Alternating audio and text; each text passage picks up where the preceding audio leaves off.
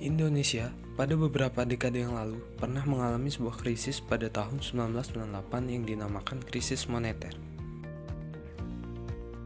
Krisis ini merupakan dampak dari krisis finansial pada pertengahan tahun 1997 yang menimpa beberapa negara Asia Timur dan Asia Tenggara, seperti Korea Selatan, Thailand, Indonesia, dan beberapa negara Asia lainnya. Akibatnya, terjadi inflasi harga barang yang mencapai 70% dan terjadi fluktuasi nilai tukar rupiah terhadap dolar Amerika Serikat yang sangat tinggi dari 2.500 menjadi 17.000 per US dollar. Pada puncaknya, terjadi huru-hara di Indonesia dan terjadinya reformasi dengan turunnya Presiden Soeharto diganti dengan wakilnya yaitu B.J. Habibie. Saya akan melaksanakan kewajiban konstitusi. Presiden menjabat yaitu B.J. Habibie menghadapi masalah negara yang cukup besar. Salah satunya adalah keadaan ekonomi yang porak-poranda yang berdampak pada hilangnya kepercayaan publik pada pemerintah. Untuk mengatasi krisis ekonomi, pemerintahan B.J. Habibie mengambil beberapa kebijakan penting.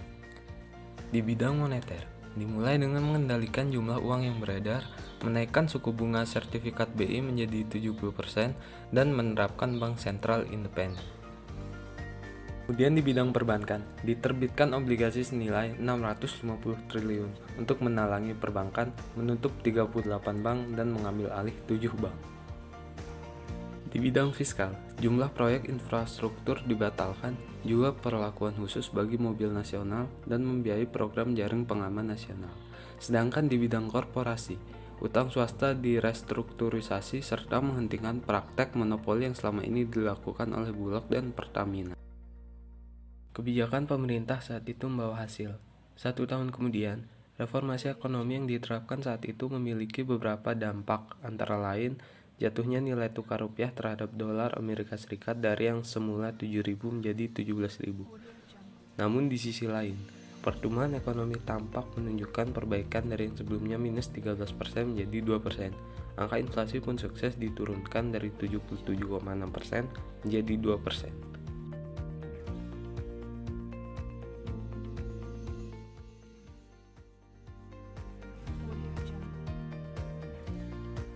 Sebagaimana kebanyakan negara berkembang, hingga awal 1980-an, Indonesia mengalami financial repression atau tekanan finansial. Liberalisasi finansial kemudian dilakukan secara bertahap, hingga tahun 1998, Indonesia telah meliberalkan semua aspek finansial. Tahap pertama liberalisasi di Indonesia dimulai pada Juni 1983 ketika pemerintah membebaskan kontrol tingkat bunga, mengurangi subsidi kredit, dan memperbaiki efisiensi sistem finansial. Tahap selanjutnya diluncurkan deregulasi Oktober 1988 yang memberikan kelonggaran bagi pendiri bank serta penurunan reserve requirement dari 15% menjadi 2%.